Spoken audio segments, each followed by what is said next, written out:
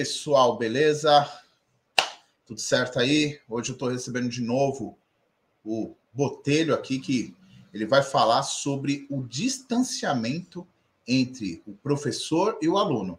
E é legal esse vídeo, por quê? Porque eu fui professor do Botelho, né? Então, para você que é educador, a gente vai dar umas dicas aqui bem legais para entender o porquê que está acontecendo esse distanciamento. Vou chamar aqui o querido Lucas Botelho.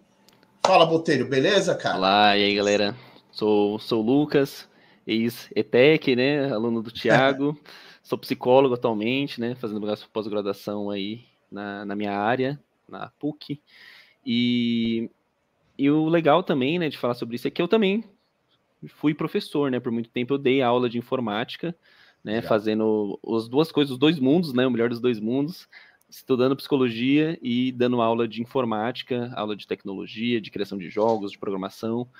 E eu consegui perceber esses dois mundos, sendo aluno, sendo apenas professor, sendo aluno e professor ao mesmo tempo, e eu percebo cada vez mais, como a gente começou a falar, esse distanciamento, né, do aluno e do professor.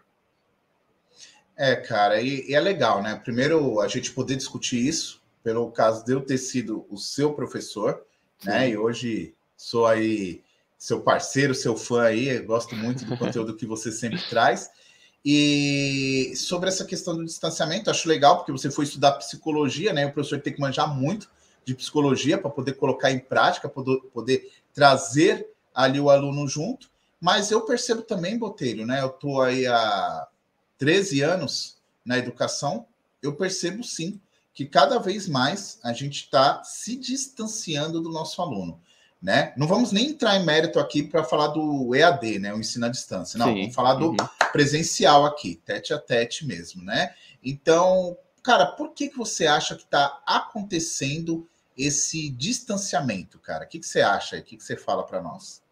Eu acho que principalmente pela motivação dos alunos, né? Eles... lembrando, né, que é sempre importante falar que motivação não tem a ver com vontade, não tem a ver com você acordar de manhã cheio de energia. A motivação é um motivo para você agir, um motivo para você fazer alguma coisa. E a forma com que os ensinos estão se modificando fazem com que as novas gerações, né, que estão acostumadas com telas, com vídeos curtos, com uma informação rápida, entenda que, na verdade, eles não entendem que eles não sabem das coisas. Eles têm essa dificuldade de entender que eles precisam conhecer mais, eles precisam de mais conhecimento, né? É tanto que hoje as ferramentas do TikTok, por exemplo, é o principal motor de busca, né? As pessoas não pesquisam mais informações no Google, são informações em forma de vídeo curto, porque a própria plataforma já vai limitar para um conteúdo rápido. E aí, quando você chega na escola, uma hora, 50 minutos de aula seguida, o aluno sente que aquilo ali, ele não tem essa motivação, ele não tem um motivo para estar ali, ele não se sente parte daquilo e ele acaba tendo esse distanciamento com o professor, que também tem uma outra realidade ali. Então, eu acho que esse distanciamento é causado principalmente por causa disso. Certo, cara. O que eu vejo muito, Botelho, também é o seguinte, cara. Nós temos ali, né, como professores, nós temos nossas reuniões pedagógicas, nós temos os nossos planejamentos, nós discutimos muito métodos para engajar o aluno, trazer o aluno junto com a gente. E esses dias surgiu uma discussão lá numa reunião que eu participei, que falou assim, cara, a vida do professor ela é muito injusta no seguinte: o aluno ele sempre tem a mesma idade e o professor ele envelhece. Sim. Então eu te dei aula no ensino médio, né? Então você entrou ali no ensino médio com seus 15 anos, por exemplo. Sim, né? Tinha 14. Tá, 14. Então beleza. Vai, eu tinha 28 e você 14. Ano que vem, entra o aluno com 14 anos, só que eu tinha 29. Depois eu 30, 14. 31, 14. Então, quer dizer, o aluno ele sempre tem a mesma idade e o professor ele envelhece. E é aí que eu acho interessante, né? Por exemplo, uma característica que eu gostaria, logicamente, trazendo aqui para a gente poder discutir, que eu acho que o professor, ele, a cada ano, ele vai ter que exercer ali a questão da empatia, né? Aprender a se colocar no lugar do aluno, ver qual é a tendência, o que aquele aluno está se alimentando, né? Como você disse aqui, em outros vídeos até, sobre a questão das telas, né? Se alimentando ali e tal, né? Qual é a rede social do momento, qual é a vibe que ele é, o que ele escuta, o que ele sente, o que ele percebe, qual é o mundo, né, a realidade que aquele aluno vê, para a gente poder, de fato, estar se adaptando a esse aluno para conseguir falar a mesma língua dele. Porque, cara, eu te dei aula aí há 6, 7 anos atrás, enfim, e hoje é outra realidade, né, cara? Mas o que você acha? Você acha que o ponto de partida para o professor hoje em dia, para tentar não ter esse distanciamento do aluno, para tentar estar ali caminhando com ele, um dos é a empatia? O que você acha, cara? Se colocar no lugar do aluno, qual é que é? Sim, com certeza. Empatia, ele é um sentimento derivado de uma emoção maior, que é o amor, né? Então, quando você gosta de alguém, quando você consegue simpatizar pela pessoa, que inclusive pode ser treinada a nossa empatia. Então, pô, não tenho muita empatia, não me sinto tocado pela voz do outro, isso é praticável, né? A gente consegue treinar essa empatia. E realmente, a partir do momento que você entende que a sua realidade e a realidade da outra, independente de sofrimento. A gente faz muita comparação. Na minha época não era assim, as coisas eram mais difíceis. E para o aluno, ele não vai gerar empatia porque o professor não está fazendo isso primeiro. Né? Então ele está comparando. É muito comum hoje em dia. Eu escuto relatos, né? Então eu dava aula até pouco tempo para alunos, né, dessa idade, 14 anos, de 8 até 16 anos, e alguns mais velhos, eu percebo isso. Eles falam, tudo meu professor fala que é fresco, que eu sou frescurento, fala que depressão não existe, fala que ansiedade não existe, ele não me entende, ele não me compreende, ele fala, mas eu entendo que não é na maldade. Né? Então, o professor, quando ele não tem esse toque, ele está querendo mostrar talvez a realidade que ele viveu, está querendo passar um sentimento, mas na realidade isso causa mais distanciamento. Porque para a gente ter empatia, para sentir empatia pelo outro, a gente precisa de um pouco dessa reciprocidade, né? De você ser ouvido primeiro, para depois você conseguir falar e a pessoa te ouvir também. Então isso acaba separando cada vez mais o aluno do professor. Porque a gente tem que se adaptar, né, cara? Eu acho que esse é um dos maiores desafios do professor, né? Se adaptar ao mundo contemporâneo. Pô, na época que meu pai estava na escola, meu pai chegou a ajoelhar no milho, cara. Entendeu? Palmatória, né? Tinha palmatória. Hoje, uma prática dessa, meu Deus do céu, não cabe na sociedade que a gente vive hoje em dia. Mas eu falando aí de 50 anos atrás, isso era uma prática normal, né? Assim, normal eu acho que nunca foi, né? Mas era uma prática cotidiana. Aceita culturalmente, né? Era aceita culturalmente, né? Essa questão de ajoelhar no milho, palmatória, colocar chapéu de burro no aluno, né? Umas coisas bem pesadas assim. Então, o desafio do professor, né? Nós falamos aqui, por exemplo, é evitar esse distanciamento. Um deles seria a empatia. E assim, cara, como uma pergunta para você, psicólogo, para você, um profissional da área da saúde, também um profissional da área da educação, porque há pouco aí você estava em sala de aula, né?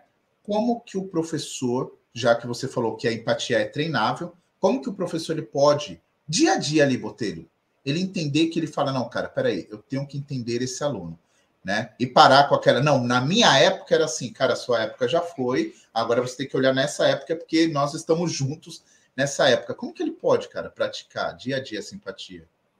Sim, convivência. É a melhor forma, porque a gente fala do distanciamento do aluno-professor e é parte dos dois lados. O aluno se distanciando daquele professor que não sente empatia e o professor se separando do aluno que acha que ele é mais fraco ou de que a sua geração era mais forte. Né? No outro vídeo a gente falou sobre a questão do QI estar diminuindo nas gerações mais novas e isso vira, ao invés de ser algo preocupante, vira motivo de bullying do professor. Né? Então ele sente que realmente os alunos são mais fracos, ou que os alunos têm menos QI, ou que os alunos têm mais dificuldade, e acabam, ao invés de descer um nível, de descer do pedestal, né, daquela velha fórmula de que achamos que o professor é o centro das atenções, de que o professor ele é o protagonista dentro da sala de aula. Claro, na verdade, né, o que em psicologia a gente entende que o professor ele é um mediador, é um facilitador de convivências. Então ele vai criar situações de aprendizado para os alunos. E é incrível, né, quando a gente vê alunos com dificuldade de aprendizado, né, na faculdade eu vi bastante isso, que os professores falavam que não funciona o psicólogo, por exemplo, né, tem uma turma que está dando dificuldade, o psicólogo ia até lá assistir uma aula, porque magicamente o professor fica muito bom. O professor consegue lidar bem com as situações, porque ele tem um terceiro ali que está fazendo o julgamento. Então, na verdade, os professores sabem, né, o que tem que ser feito. A partir de que a gente coloca alguém ali que está avaliando o trabalho desse professor, ele começa a ser mais carinhoso, ele começa a prestar mais atenção nas palavras dele, ele usa menos exemplos da época e começa a atualizar mais a situação. Então, na realidade, é muito mais essa questão que a gente falou de tentar entender primeiro. Então, a partir do momento que a gente conversa com o aluno, que a gente vive aquela situação junto com ele, a gente já compreende e a gente sabe o que fazer. O professor sabe o que fazer. Legal, cara. Pô, valeu aí pelo papo, né? Eu acho que é isso. Eu, quanto professor, eu procuro a cada dia, né, tá entendendo ali o universo do meu aluno e lembrar que, cara, o universo é uma coisa só, a gente está na mesma vibe, no mesmo momento ali e tal, e poder me colocar, né, a trabalhar essa questão da empatia. Eu acho que é um grande desafio do professor, né, mas a gente entender, né, por quê? Porque antes de ser professor, cara, eu fui aluno também. E eu consigo identificar quando uma aula não tá legal, quando a aula tá chata, quando o assunto não engaja, ou quando o professor, de fato, não tá ligando muito pro será que eu estou mesmo aprendendo, né? Mas legal, cara. Muito obrigado aí pela colaboração, Botelho. É sempre um prazer imenso, cara, ter você aqui e discutir esse assunto aqui do distanciamento do aluno-professor. Eu conversando aqui com um ex-aluno e que também é da educação, cara, foi maravilhoso. Genial. Né? E eu não diria que é exagero falar que nossa profissão muda o futuro do mundo. Né? E para ser professor, né, eu percebo isso porque a gente precisa ter muita fé. Né? Não digo fé no sentido de religião, no sentido nessas questões, no sentido de fé, de acreditar que o nosso trabalho vai valer a pena. Né? Porque realmente o reforço que a gente vai ter de falar, fiz um bom trabalho, vai ser só daqui a 10, 15 anos, quando você vê o seu aluno progredindo, assim. né? Quando eu vejo meu aluno assim, trocando uma ideia tão legal aqui comigo. Para mim, quem isso é o diria, maior né? Então, mano. exatamente. Então, em 2014, você teve que ter uma fé em mim, falar, pô, eu tô investindo um tempo nesse ser aqui com 14 anos, né? Então, daqui a algum tempo, esse conteúdo que eu tô falando vai ter que impactar ele de alguma forma, seja na faculdade, seja na vida, seja no trabalho, seja para poder prestar um vestibular. Então, a gente tem que ter fé no que a gente está fazendo, né? Às vezes a gente acaba ficando no automático e esquece um pouco disso, né? Porque o nosso trabalho, ele não vai dar frutos agora, vai ser gerado lá na frente. Por isso que a gente precisa acreditar. A gente precisa acreditar no que a gente faz. Isso aí, mano. Vamos com fé, vamos seguindo firme aí. Botelho, muito obrigado. As redes sociais aí, que o Botelho está presente em todas as redes aí, ele traz um conteúdo muito bacana, galera. Vale muito a pena seguir o cara aí, né? Ele sempre com umas dicas precisas, né? Então tá aí para vocês aqui passando. Então, também tá na descrição do vídeo. E obrigado, Botelho. E em breve obrigado, aí, Thiago. mais vídeo para essa rapaziada aí. Um abraço, obrigado. mano. Valeu, tchau, tchau.